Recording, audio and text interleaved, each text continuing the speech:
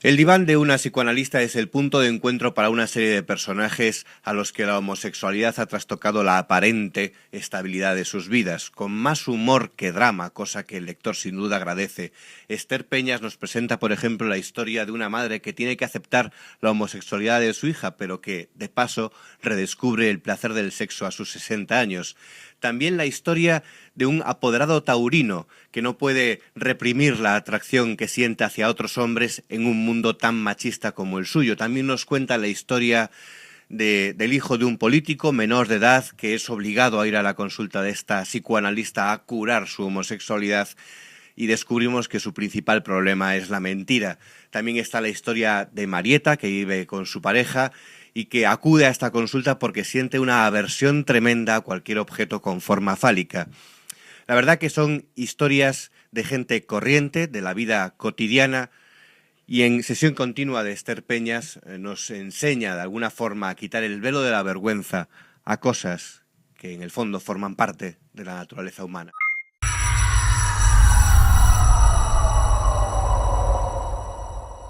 Bueno, Esther, bienvenida de nuevo a Periodista Digital. Un placer, esta ya es como mi casa. Me alegra oír eso. Bueno, enhorabuena por este finalista, la 13ª edición del premio Odisea, Muchas con gracias. esta sesión continua. Y esta sesión continua sucede en la terapia de la consulta de una psicóloga o psicoanalista. En realidad no queda claro, yo siempre la imaginé como una psiquiatra, aunque ella ejerce más como psicóloga, porque medicación la verdad es que expende poca, pero sí, el núcleo, el escenario, el contexto es esa salita en la intimidad con Cordelia, que es la psiquiatra, psicoanalista o psicóloga, como quieras. Y la peculiaridad ya que tiene esta consulta es que las personas acuden allí por necesidad o por mandato de, entre comillas, curar la homosexualidad, ¿no? Sí, todas las 7 historias que aparecen, aunque luego hay flecos, pero las 7 historias principales están imbricadas con la homosexualidad directa o indirectamente. Está el caso de Aurora, por ejemplo, que va ahí casi obligada, como dices, por la familia, porque tiene uno de sus hijos, Chloe, en este caso es una hija homosexual, y entonces, bueno, pues tiene dolores de cabeza, sarpullidos, en fin, no asume la condición de su hija y entonces tiene que acudir a la consulta. Pero el resto, salvo Brígida, que es frígida, usando el tópico como hemos estado hablando, que no tiene nada que ver con la homosexualidad, aunque luego se ve envuelta en una historia en la que esta condición es fundamental, todos tienen relación con ella. En el caso de Aurora, por ejemplo, que es esta madre que se toma muy mal la homosexualidad de su hija, hay frases que quizá a las personas homosexuales les suenan de casa, ¿no? Es decir, esta madre que dice lesbiana, hubiera preferido que fuera drogadicta o incluso aún peor, militante del Partido Comunista, ¿no? Que es parte también del humor que destila esta sesión continua, ¿no? Pero esto de lo que hoy nos reímos, ¿no? Porque dices, qué barbaridad dice esta mujer, pero esconde cierta parte de verdad, ¿no? Hombre, es un libro de humor, pero tiene mucha retranca. Es decir, personas como Aurora tenemos en la ciudad. Es decir, basta acudir a determinadas manifestaciones que también se ponen de manifiesto en el libro, ¿no? Del Foro de la Familia y demás, que para darnos cuenta de que existen personas a las que la homosexualidad les molesta. Es decir, no solo que no vaya con ellos, sino que les molesta, ¿no? Y gracias a Dios estamos en una ciudad, pero por ejemplo yo conozco pueblos de Castilla, pueblos de Extremadura, pueblos pequeñitos en los que nacer homosexual es un problema bastante serio. Y en esos entornos incluso ya el reconocerlo es quizá la parte más difícil por parte de la persona que lo es, ¿no? Porque sí, no tienes una referencia en una ciudad como Madrid, quieras que no tienes pues referencias o una sociedad que te dice que existe, ¿no? Claro, en las ciudades es que todo se diluye, con lo cual uno se hace patente en el seno de la familia, pero cuando sale de ahí es todo mucho más fácil. Reunir el coraje suficiente para en un pueblo de la España profunda que quedan y que son muchos y que yo conozco más de uno, es algo admirable. Una frase tremenda también de su libro sobre este tema es cuando Chloe le dice a su madre: mamá, por desgracia todavía hay gente como tú a la que le molesta que haya gente como yo, que es un poco lo que viene contando ahora, ¿no? Sí, es curioso porque la hija es mucho más comprensiva hacia la madre, ¿no? Que también suele ocurrir, es decir, Y hay un momento en el que el personaje de Aurora se da cuenta de cuál es su problema. Su problema es que es una mujer de unos 65 años aproximadamente, no se dice en ningún momento, pero yo la imagino más o menos de esa edad, a la que durante toda su vida le han estado diciendo esto es pecado, esto está mal, esta gente va a ir al infierno. Y quitarse ese lastre de encima es complicadísimo, ¿no? Entonces es como... Y por eso Chloe también la entiende, ¿no? Pero quiere demostrarle poco a poco que la homosexualidad es una peculiaridad más y que no interfiere en la relación, en ningún tipo de relación, ¿no? Luego, el problema es que Aurora va degenerando como personaje y se convierte en un ser perverso, mucho más que cualquier monstruo que ella tiene en la cabeza, ¿no? Fíjese, eso lo descubrimos sin duda con la lectura de Sesión Continua, donde nos encontramos también la historia de Jacinto Olmo, un escritor de éxito, ¿no? Que vende por millones sus libros, que pugna ahí por entrar en la Real Academia de la Lengua, y que él acude, bueno, no acude, él escribe cartas. Es una relación epistolar que tiene con Cordelia, con esta psicoanalista o psiquiatra. Y él, quizás su conflicto es, ¿qué diría la gente si se entera de que soy homosexual? Se dice a sí mismo. Entonces aquí nos encontramos con otro capítulo, otro ángulo, ¿no? de este tema. Sí, o sea, en realidad cada personaje de Sesión Continua, desde el prisma de humor, juega a posicionarse en una de las posibilidades que tiene la homosexualidad de manifestarse en la sociedad, en la familia, etcétera, ¿no? El caso de Jacinto, que es un personaje interesante porque tiene una extraña relación con Cordelia, es decir, no entendemos muy bien cómo Cordelia, que es un personaje cuerdo, tranquilo y tal, puede ser amigo de este ser un poco histriónico, ¿no? Y egocéntrico, que juego también a que sea yo misma, ¿no? Es decir, ya que nos reímos de todo, pues si te fijas, Jacinto escribe obras que son títulos de mis anteriores novelas y de mis libros de poesía, ¿no? Y sí, está preocupadísimo porque él piensa que al ser un escritor de bestseller, si la gente se enterase de que eres homosexual, pues perdería ese público porque él escribe novelas de amor y lujo, ¿no? Claro. Y también es peculiar el personaje, ¿no? Sin duda. Y con él en su historia vemos cómo un ser humano puede comprar a otro, pero incluso si sucediendo esto, que todo el mundo diría, pero hombre, ¿cómo se permiten estas cosas? Llegar a dudar si está bien o mal, en el caso de Jacinto Olmos, ¿no?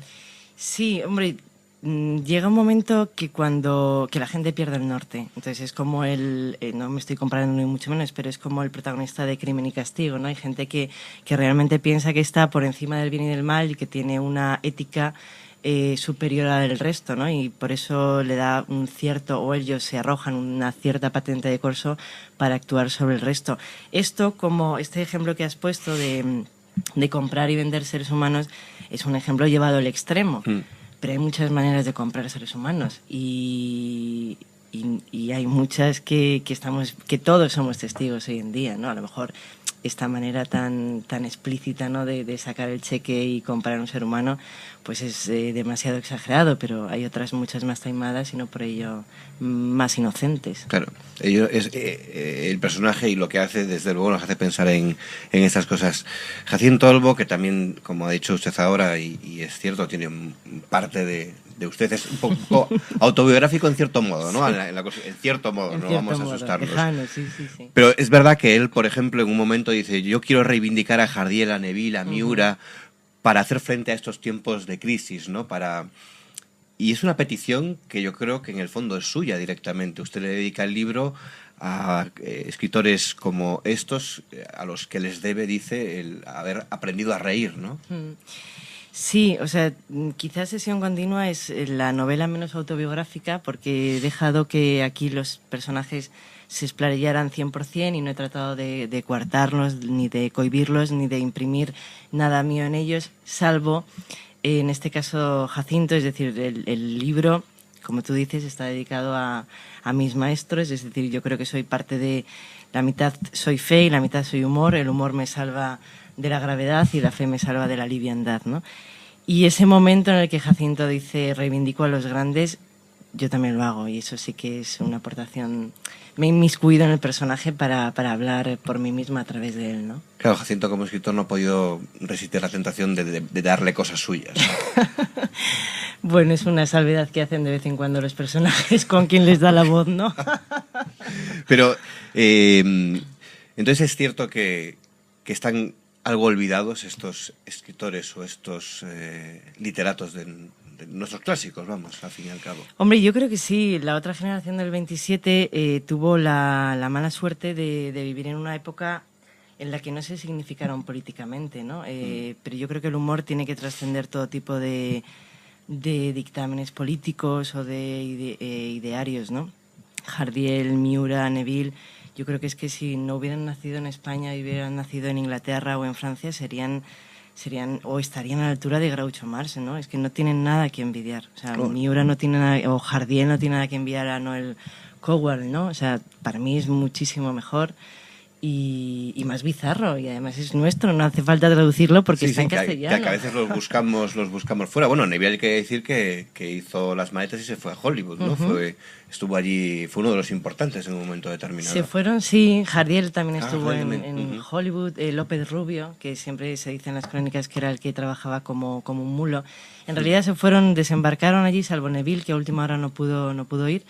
Y la mayoría se gastaron el dinero y no escribieron una línea. Y lo peor de todo eso es que tampoco nadie lo contó. Es decir, los testimonios que tenemos de cómo se lo pasaron allí, que seguro que fue a lo grande, porque Neville luego posteriormente terminó siendo muy amigo de Charlotte, se lo debieron de pasar pipa. O sea, estoy segurísima. Vaya, y se olvidaron de escribir. Sí. Bueno, no se puede tener todo en la vida. Volviendo a la sesión continua, se demuestra, yo creo, en las muchas confesiones de sus personajes. Claro, se tumban en un diván. Es un libro también de confesiones. Uno llega a la conclusión de una obviedad que a veces no parece tanto en la sociedad actual, que es que la homosexualidad no es una opción sexual, sino una tendencia. Y ese matiz parece importante, ¿no? Hombre, yo creo que sí. Es que yo creo que volviendo a la pregunta que me hiciste antes, damos por sentado muchas cosas de la homosexualidad, pero habría que pararse a pensar si realmente están fijadas, ¿no? Es decir, cuando pensamos en la homosexualidad siempre nos imaginamos a un hombre, pero todavía queda por abrir muchos caminos. La homosexualidad femenina, por ejemplo, el año pasado o hace 2 años como mucho, Amnistía Internacional no encontró una sola mujer de proyección pública en España que admitiera abiertamente que era homosexual para las campañas a favor del uso de preservativo por el SIDA, ¿no? En cambio, con hombres pues esto no pasaría. Y creo que me he ido un poco de tu pregunta. No, pero hemos llegado a un tema interesante. ¿Por qué cree que entre los hombres es más fácil, bueno, popularmente se dice salir del armario, ¿no? que para una mujer?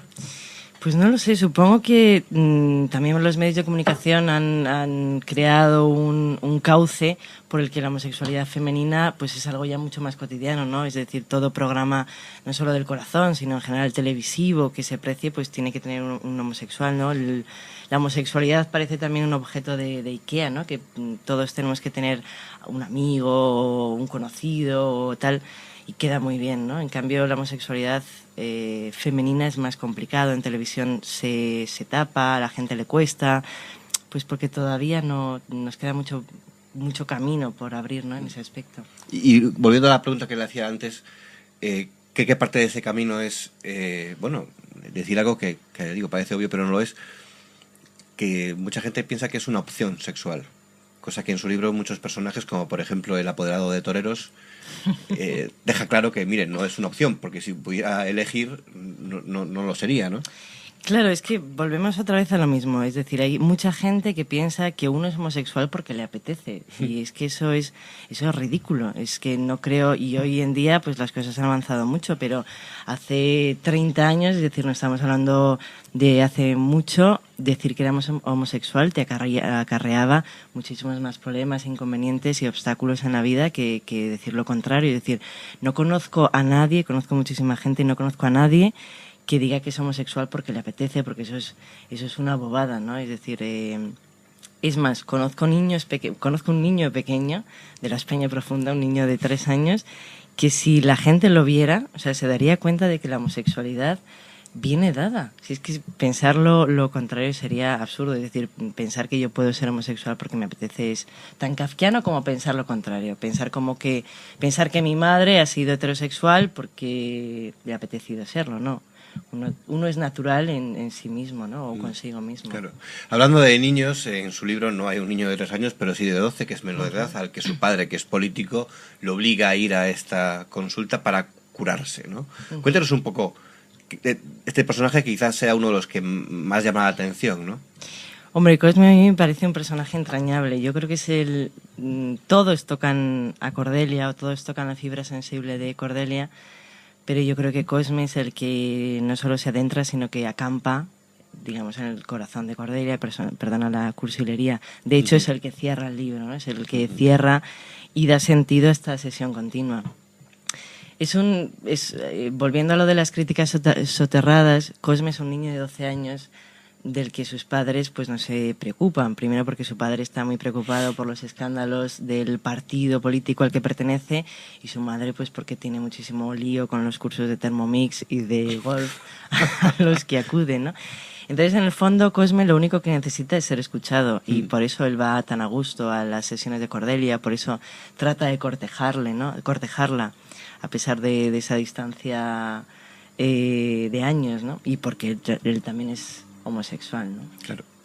Y es curioso porque en el análisis psicológico, que también sesión continua es una forma de reflexionar y ahondar en cómo funciona un análisis psicológico, cuenta que nos lo presenta como una ceremonia, más que como un tratamiento médico al uso, ¿no? Una ceremonia en la que, no hay una fórmula mágica, no hay un medicamento. Está el trabajo del que va, que es curioso, ¿no? Claro. Para mucha gente será curioso. Eso yo creo que el Cordelia lo deja claro muchas veces, es decir, ella no tiene soluciones taxativas, ni mucho menos. Ella lo que trata de hacer, y yo creo que lo que hace todo buen profesional, es encauzar al paciente en la dirección adecuada para que sea el paciente mismo el que se dé cuenta de cuál es su problema y de cuál es el mejor modo de afrontarlo, ¿no? Algunas veces llegan a esa solución, pero no han sido conscientes de todo ese camino. Por ejemplo, el caso de Tomás.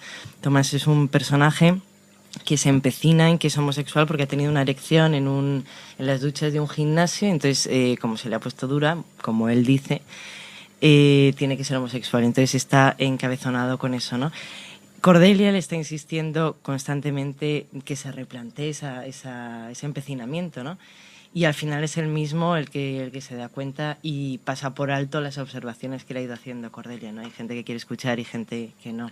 Ya, y eso también se ve en la forma de enfocar el tema de la homosexualidad.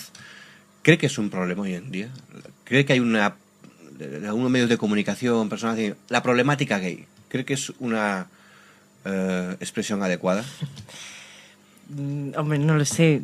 Supongo que los homosexuales, como te he dicho, en algunas partes del mundo es un serio problema porque incluso están condenados a muerte, ¿no? Pero hoy en evidentemente, hablamos de nuestra sesión continua, se puede centrar en nuestro país, en nuestra sociedad. ¿Cree que hablar de problemática gay es adecuado? Yo creo que hoy por hoy en España no. Es decir, nos podemos casar, uno puede decir libremente, no lo pueden encerrar en función de la ley de vagos y maleantes porque ya no está en uso. Aunque Aurora la echaba de menos. Aunque Aurora ¿no? efectivamente la echa de menos, y mucha gente, o sea, lo terrorífico. Pero yo creo que no, yo creo que hablar hoy por hoy de problemática gay en una ciudad como Madrid, como Barcelona, como Sevilla, no. En casos concretos, como hemos estado hablando de pueblos pequeñitos, sí, pero vamos, no creo que un homosexual tenga un problema distinto al que puedes tener tú, es decir, la crisis, llegar a fin de mes, la hipoteca, tal, no. Y una pregunta más, es una curiosidad, en la portada vemos que todas las personas están de espaldas, menos una. Bueno, eso es decisión de la editorial. O sea, yo tengo potestad en todo el libro, en elección de la tipografía, del gramaje, etcétera, excepto en la portada, con lo cual... ¿Qué le parece que le dice la portada de su libro? Pues yo no hubiera puesto de espaldas a un hombre, porque creo que tiene más peso, en todo caso, Cordelia, ¿no? Que es un poco la que hace de maestra de ceremonias y es el eje en torno al cual giran todas las historias. Pero no me desagrada, me gusta más que las otras novelas anteriores. Más desconcertante. Me alegro, pues nos quedamos con eso y invitamos a todos nuestros lectores a pasar por ese diván, esa consulta de Cordelia y conocer la vida de estos personajes. Esther, gracias por estar aquí. Gracias a ti, Miguel.